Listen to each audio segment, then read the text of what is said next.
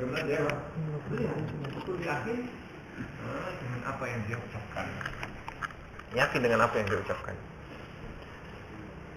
Maka di sini wajib mengetahui makna kalimat la ilaha illallah, dan ini didahulukan atas semua rukun-rukun Islam. Nah, karena inilah yang menjadi tolak ukur fondasi dari Islamnya dia. Justru ini yang harus didahulukan. Kita ini sudah sholat, sudah puasa, zakat, haji mungkin, tapi sering tidak mengetahui hakikat dari makna la ilaha illallah. Nah, ini yang akan kita bahas di sini. Qala sallallahu alaihi wasallam, maka di antara hakikat makna la ilaha illallah sebagaimana disebutkan dalam hadis Rasulullah, man qala la ilaha illallah, barang siapa yang dia itu mengucapkan kalimat la ilaha illallah mukhlisan, ikhlas. Ikhlas itu apa? Ikhlas itu hanyalah betul-betul memurnikan ucapannya itu sesuai dengan yang dia yakini hanya untuk Allah Subhanahu wa taala. Dakhalal jannah. Maka kalau seorang itu mengucapkan kalimat la ilaha illallah secara ikhlas, betul murni untuk Allah Subhanahu wa taala. Ini tanpa dia itu apa? Mengucapkan karena orang lain, atau karena dituntut, atau karena dia itu sungkan dan sebagainya, atau karena mau kawin, mau nikah, mengucapkan la ilaha illallah. Maka dia kalau betul-betul karena Allah SWT, murni dalam hatinya, betul-betul dorongan dari hatinya, maka ini adalah dinamakan mukhlis. Maka jaminannya masuk surga. Hanya sesuai dengan ucapan dan hatinya. Wal mukhlisu huwallazi yafhamuha. Mukhlis, siapakah yang dinamakan dengan orang yang mukhlis? Huwallazi yafhamuha, adalah orang yang memahaminya. Huwallazi yafhamuha, dialah orang yang memahaminya. Wa ya'malu biha, dan beramal dengannya. Wa ya'malu biha.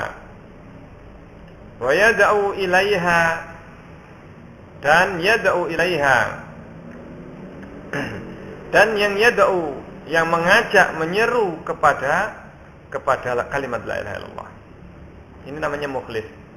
Orang yang ikhlas, betul faham dengan keucapan kalimat la ilaha illallahnya, dan beramal dengan kalimat konsekuensi dari kalimat la ilaha illallah, dan kemudian mengajak orang lain. Yad'u ilaiha, mengajak untuk kalimat la ilaha illallah, walaupun kepada saudaranya, istrinya, anaknya, maka dia mengajaknya dan menanamkannya. Qabla ghairiha, sebelum yang lain. Sebelum yang lain, wa yad'u ilaiha qabla ghairiha. Sebelum selain kalimat la ilaha illallah ini. Ini yang harus dia sampaikan. Lianna fiha tauhid. Karena di dalamnya terdapat tauhid. Hakikat tauhid terdapat di dalam kalimat la ilaha illallah. Alladzi yang khalaqallahu al-'alama li ajlihi, yang Allah ciptakan alam semesta ini karenanya. Sehingga kalimat la ilaha illallah ini merupakan tujuan diciptakannya manusia. Tujuan diciptakannya manusia. Wa ma khalaqtul jinna wal insa illa liya'budun. Ibnu Abbas menyebutkan ayat ini, tidaklah aku ciptakan jin dan manusia itu kecuali untuk beribadah. Maksudnya kata Ibnu Abbas, illa liwahidun, kecuali untuk mentauhidkan aku. Jadi semua, bahkan bukan hanya manusia, tapi jin dan semua makhluk ini tadi, ini diciptakan untuk manusia dalam rangka mentauhidkan Allah SWT. Kalau alam semesta ini diciptakan untuk manusia, tapi manusia diciptakan, jin dan manusia diciptakan untuk menyembah, beribadah hanya kepada Allah, mentauhidkan Allah, berarti ciptaan alam semesta ini semuanya untuk apa? Dalam rangka kalimat la ilaha illallah. Sehingga kalimat la ilaha illallah bukan kalimat yang sederhana, mudah diucapkan, akan tapi kandungannya dan konsekuensinya seorang harus tahu. Makanya kenapa orang Quraisy, Abu Thalib, mengucapkan kalimat la ilaha illallah itu sangat mudah. Kenapa tidak mau mengucapkannya? Kenapa kok orang Indonesia ini mengucapkan la ilaha illallah itu begitu apa? Begitu mudahnya. Sementara mereka untuk mengucapkan saja tidak mau. Karena mereka tahu bahwasanya kalimat ini di belakangnya dan di balik kalimat ini mempunyai makna yang sangat dalam, yang bertentangan dengan keyakinan mereka selama ini, dengan apa yang mereka lakukan. Mereka masih berdoa kepada selain Allah. Mereka meminta kepada selain Allah, tawassul, istighosah kepada selain atau isti'anah kepada selain Allah. Mendekatkan diri kepada selain Allah, ke berhala-berhala yang mereka ibadahi. Ketika diajak untuk mengucapkan kalimat la ilaha illallah, maka mereka langsung menentangnya, memusuhinya, memerangi. Atau orang yang takut untuk dicela, mereka pun tidak mau mengucapkan la ilaha illallah. Karena mengucapkan itu bukan hanya sekedar mengucapkan, setelah itu apa? Terserah amalannya, tapi konsekuensi. Dia harus melakukan keharusan setelah mengucapkan la ilaha illallah. Wa qala Rasulullah sallallahu alaihi wasallam, ini contohnya yang menunjukkan kalimat ini bukan kalimat yang sederhana. Berkata Rasulullah SAW kepada pamannya Abu Talib, hina hadarahul maut, ketika mau meninggal. Ya ammi, wahai pamanku, kata Rasulullah, wahai pamanku, wahai ammi, qul la ilaha illallah. Ucapkan kalimat, katakan saja kalimat la ilaha illallah. Kalimatun yang itu adalah satu kata, satu kalimat yang uhajjulaka biha indallah, yang aku akan berhujjah, menjadikan kalimat ucapanmu itu sebelum meninggalmu itu hujjah. Ini hujjah bagiku dan untukmu, hujjah untukmu biha, dengan kalimat yang kau ucapkan tadi, indallah, di sisi Allah. Wa aba an yaqula la ilaha illallah, tapi pamannya tidak mau mengucapkan la ilaha illallah. Jadi kisahnya ketika Rasulullah SAW mendengar pamannya ini sudah mau sekarat, maka Rasulullah datang dan mendapatkan di sampingnya sudah ada Abu Jahal. Di sampingnya Abu Talib. Dan salah seorang Quraisy. Maka Rasulullah SAW mengucapkan, wahai pamanku, ucapkan la ilaha illallah, kalimat yang akan berhujjah di hadapan Allah nanti yaumul qiyamah. Abu Talib melihat kepada Abu Jahal sebelah kirinya. Dia melihat kepada Abu Jahal, dan Abu Jahal mengatakan, apakah kau membenci agamanya Abdul Muttalib? Maka setiap dia mengucapkan, setiap dia sudah mendengar kalimat Rasulullah SAW, dia sebenarnya tahu apa yang dia ucapkan, apa yang dia dikatakan Rasulullah adalah benar. Akan tapi setiap dia mengucapkan, setiap dia melihat kepada Rasulullah, maka Abu Jahal langsung mengatakan, apakah engkau mau meninggalkan dan benci kepada agamanya Abdul Muttalib? Maka dia ingat bapaknya, namanya Abdul Muttalib.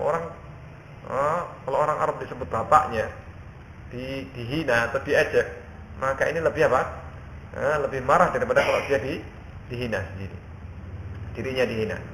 Karena mengejek orang tua jauh lebih menyakitkan. Ini bisa perang. Bisa perang gara-gara apa? Gara-gara menyebutkan orang tuanya itu tadi. Maka ketika disebutkan Abdul Muttalib, apakah engkau membenci agamanya Abdul Muttalib? Sebutkan bapaknya, tokohnya Quraisy. Maka langsung berhenti. Diulang lagi oleh Rasulullah SAW. Katakan la ilaha illallah. Demikian juga diulang oleh oleh Abdul Muttalib. Tapi di akhir hayatnya Abu Talib ini karena apa? Karena dia masih punya rasa takut celaan, gengsi. Maka dia meninggal dalam keadaan tidak mengucapkan la ilaha illallah. Tidak mengucapkan. Padahal kalimat la ilaha illallah, kalau seandainya cuma sekedar diucapkan dengan lisan, begitu mudahnya. Tapi maknanya yang sangat dalam. Rasulullah SAW disebutkan baqiyar Rasulullah itu tinggal di Mekah. Salah satu asyara aman. Itu 13 tahun. 13 tahun tinggal di Mekah. Belum ada namanya syariat. Yang diturunkan ayat-ayat yang diturunkan oleh Allah SWT, ayat-ayat Makkiyah namanya. Ayat-ayat yang turun sebelum Rasulullah hijrah ke Madinah. Itu namanya ayat-ayat Makkiyah. Kebanyakan itu adalah ayat-ayat yang berisi tentang ancaman surga, neraka, kemudian siksaan orang-orang yang menyelisih Rasul, kemudian kisah-kisah umat-umat sebelum mereka. Ini kisah kehancuran umat-umat yang menentang dakwahnya para nabi dan rasul. Demikian ayat-ayat yang turun di Mekah. Ini masih berkisar tentang apa? Tentang itu. Juz Ammah itu turun kebanyakan adalah di Mekah. Isinya tidak ada disebutkan di situ syariat, wajibnya sholat, puasa, zakat, haji, jihad, kemudian pembagian ghanimah, pembagian waris. Ini belum ada sama sekali. Kecuali sholat itu pun tidak di awal, tapi hampir terakhir Rasulullah mau hijrah. Ketika Isra Mi'rajnya Rasulullah, itu peristiwanya di Mekah, tetapi di akhir fase Mekah. Demikian juga zakat. Zakat itu pun diperintahkan di fase Mekah, itu berupa zakat, bukan zakat yang wajib. Sedekah. Bebas tanpa ditentukan, terserah mau memberi berapa. Baru ditentukan nisabnya, kadarnya berapa. Ini di Madinah. Salat, puasa, zakat, haji dan yang lainnya di Madinah semuanya. Nah, di Mekah selama 13 tahun. Itu yad'ul araba. Itu mengajak orang Arab qailan untuk mengatakan qulu la ilaha illallah. Ini saja yang diajak Allah. Katakan la ilaha illallah. Apa sih sulitnya mengucapkan apa? Kalimat la ilaha illallah. Nah, ini apa susahnya? Apakah mereka itu diajak untuk mengakui bahwasanya Allah penciptanya mereka? Mereka tahu. Mereka sudah kenal Allah sebagai pencipta, sebagai pemberi rezeki, bahkan sebagai pemilik Ka'bah. Baitullah itu nama yang sudah ada sebelum Rasulullah diutus. Bahkan sebelum lahir. Rumah itu sudah dinamakan dengan rumahnya Allah, Baitullah. Mereka sudah kenal. Nah, ini sehingga Ibrahim ketika pertama kali mendirikan Ka'bah, fondasi Ka'bah itu ditinggikan oleh Ibrahim alaihissalam. Nah, ini sehingga ini jauh sebelum Rasulullah SAW ada. Ibrahim mengatakan, ini askantu biwadin ahli. Nah, ini sungguhnya aku dzurriyyati. Sungguhnya askantu biwadin ghairi rizar'in inda baitikal muharram. Sungguhnya aku meninggalkan keluargaku, istri dan anakku di lembah yang tidak ada tidak ada tanamannya sama sekali, tidak ada tumbuh-tumbuhan, di sisi rumahmu, inda baitika al-muharram, rumahmu yang muharram. Nah, ini sehingga kata-kata rumah Allah, nah ini sudah dikenal, bahkan oleh Nabi Allah Ibrahim, tahu bahwasanya itu adalah fondasinya apa? Fondasinya rumah itu Ka'bah. Fondasinya sudah ada. Ibrahim cuma meninggikan saja. Oleh karena itu di dalam Al-Quran disebutkan idz yarfa'u Ibrahimul qawaid. Ibrahim itu cuma meninggikan, bukan membangun. Al-Quran tidak menyebutkan wa idz bana Ibrahim, ketika Ibrahim membangun al-bait, tapi idz yarfa'u Ibrahim. Nah, ini qawaidah, ketika Ibrahim meninggikan fondasinya. Ini Al-Quran menyebutkan bahwasanya Ibrahim itu cuma meninggikan fondasi yang sudah ada. Ini menunjukkan Baitullah itu sudah ada. Sudah ada. Dan disebutkan dalam riwayat bahwasanya yang membangun adalah malaikat. Yang membangun Ka'bah adalah malaikat. Fondasinya ini dibangun oleh malaikat, lalu kemudian ditinggikan oleh Nabiullah Ibrahim alaihissalam. Maka di situ, di sekitar Ka'bah, Baitullah, itu banyak, di sekitarnya ini sekitar 360 berhala. Kenapa kok ditaruh di dalam Ka'bah dan di sekeliling Ka'bah? Karena mereka tahu Ka'bah adalah rumahnya Allah. Dan kalau berhala ditaruh di situ, maka itu menunjukkan kedekatan berhala itu kepada Allah. Mereka meletakkan berhala itu bukan berarti mereka menyembah berhala ini zatnya. Mereka tahu mereka yang membuat berhala itu. Nah, ini mereka yang membuat berhala dari batu, dari bahan-bahan yang mereka tahu. Nah, mereka tahu sekitar Ka'bah. Bahkan di dalam Ka'bah itu ada batu. Berhala Hubal itu berhala dari batu akik hijau. Batu hijau. Nah, ini yang besar. Dan kemudian karena paling besar ditaruh di dalam Ka'bah. Itu mereka tahu. Itu adalah sebagai suatu batu saja. Tapi mereka menjadikan sebagai sesembahan. Bukan maksudnya menyembah itu apa? Mereka minta sujud dan yakin itu adalah penciptanya. Mereka tahu itu adalah ciptaan. Tapi mereka meyakini bahwasanya di batu itu mereka bisa bertawassul kepada Allah dengan batu ini atau dengan berhala yang di dalamnya ada roh. Yang mereka harapkan dengan roh ini atau bahkan mereka meyakini sebagian malaikat. Itu yang nanti mereka akan menyampaikan kepada Allah permintaan mereka. Mereka berdoa kepada berhala ini, dan berhala inilah yang di dalam berhala ini, ruh yang ada dalam berhala ini akan menyampaikan kepada Allah. Ini coba.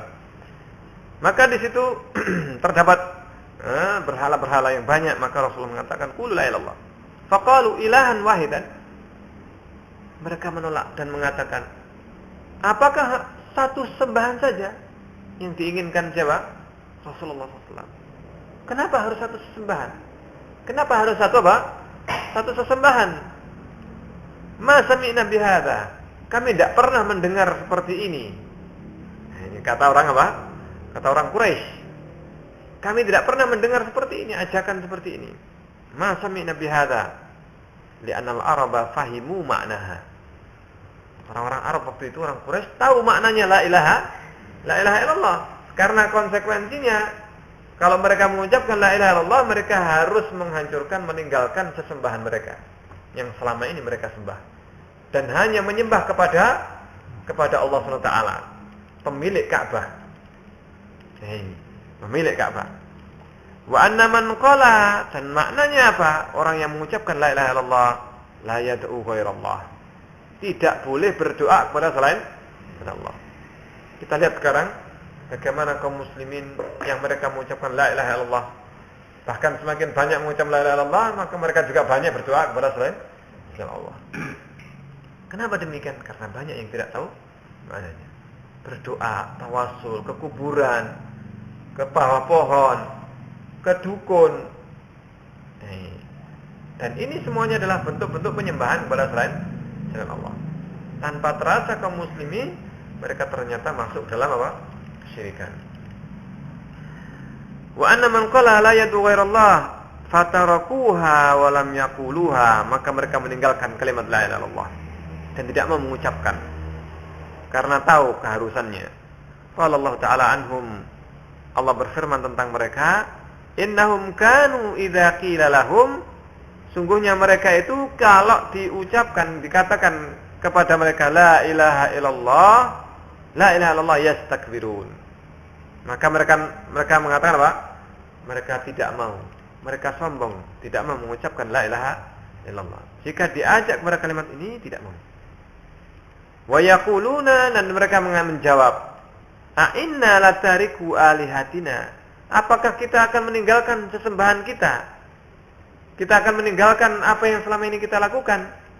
Li syairin majnun, untuk seorang penyair yang gila ini. Siapa maksudnya sini? Rasulullah. Apakah kita meninggalkan penyembahan kepada seorang yang gila ini? Bal jaa bil haqqi wa saddaqal mursalin. Bahkan Rasulullah itu datang dengan kebenaran. Wa saddaqal mursalin, dan membenarkan para rasul sebelumnya. Ini Rasulullah SAW. Wa qala sallallahu alaihi wasallam, dan Rasulullah bersabda, man qala la ilaha illallah, barang siapa yang berkata la ilaha illallah, wa kafara bima yu'badu min dunillah, dan kufur, mengingkari bima yu'badu, apa-apa yang disembah, min dunillah, selain Allah, haruma maluhu wa damuhu, maka haram harta dan darahnya. Maksudnya apa haram harta dan darahnya? Haram di sini maksudnya tidak boleh dia ambil diperangi. Nah ini, haruma maluhu wa damuhu, dan darahnya haram untuk ditumpahkan, untuk dibunuh. Hartanya haram untuk diambil. Nah ini Rasulullah mengatakan kecuali haknya saja. Kecuali apa? Haknya harta itu zakat atau seorang yang apa? Qisas. Nah ini walaupun seorang mengucap la ilaha illallah tapi dia membunuh maka qisas. Ini haknya harta, haknya darah. Nih. Atau orang yang apa? Orang yang murtad. Ya, atau orang yang berzina maka dirajam.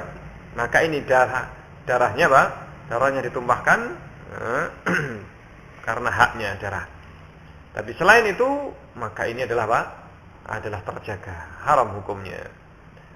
Dan makna hadis ini anna talaffuz bisyahada, bahwasanya mengucapkan syahadah yastalzimu, mengharuskan dia an yakfura, untuk kafir, untuk apa? Mengingkari, wa yunkira, dan mengingkari kulla ibadatin li ghairillah, setiap bentuk peribadatan kepada selain Allah. Dan makna peribadatan itu bukan hanya sekedar sujud, rukuk, menyembah, ini artinya apa? Tetapi lebih dari sekedar penyembahan, termasuk keyakinan bahwasanya ada yang bisa memberi manfaat atau mudarat. Dia berdoa kepada selain Allah, ini termasuk penyembahan. Karena doa adalah termasuk apa? Adalah ibadah. Bahkan ibadah secara keseluruhan intinya adalah doa. Bahkan doa ini termasuk di antara apa? Ibadah yang paling penting. Nih, walaupun dia tidak bersujud kepada berhala, atau dia tidak bersujud kepada jin atau kepada kuburan, tapi dia berdoa ke kuburan, minta kepada apa? Yang dikubur. Maka ini termasuk beribadah. Beribadah kepada apa? Yang dikubur ini tadi, kepada kuburan. Dan ini adalah termasuk kesyirikan. Wal gharib, yang mengherankan, anna ba'dal muslimin, sebagian kaum muslimin yaqulunaha, mereka mengucapkan itu bi alsinatihim, mengucapkan la ilaha illallah itu apa? Dengan lisan mereka, bahkan banyak. Bahkan 100 kali setiap habis salat. Ya di sini. Ada yang 100 kali. Belum ditambah yang di dalam salatnya. Belum zikir-zikir yang lainnya. Nah ini selama apa? 1 hari, 1 malam, maka berapa ratus kali dia ucapkan. Akan tetapi, apakah dia mengucapkannya itu dengan apa? Dengan hatinya ataukah dengan lisannya tanpa mengetahui maknanya, konsekuensinya. Makanya dikatakan sini banyak kaum muslimin mengucapkan dengan lisannya wa yukhalifuna maknaha, tapi menyelisih maknanya. Bi af'alihim, dengan perbuatan mereka. Mereka masih berdoa kepada selain Allah, masih menyandarkan rasa takut, rasa khawatir, ada yang memberikan manfaat dan mudarat selain Allah, ada yang bisa mendatangkan manfaat, ada yang bisa menghilangkan mudarat dari dirinya selain Allah SWT. Nih, wa du'aihim li ghairillah, berdoa kepada mereka, dan itu adalah selain Allah SWT. Maka di sini termasuk di antara bencana yang menimpa kaum muslimin dan kemunduran dan kerendahan yang menimpa kaum muslimin disebabkan karena apa? Karena kesyirikan yang dilakukan oleh mereka ini tadi. Nah, ini kesyirikan inilah yang menyebabkan kehancuran umat, kehancuran kaum seluruh dunia ini disebabkan karena syiriknya mereka. Dan kemuliaan manusia itu kalau mereka itu adalah apa? Menghindari dan menjauhi kesyirikan dan kembali kepada tauhid.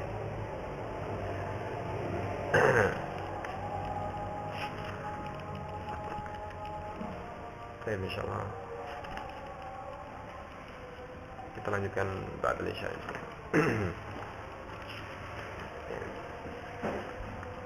Allahumma rabbana hamdika la ilaha illa anta astaghfiruka wa atubu ilaik.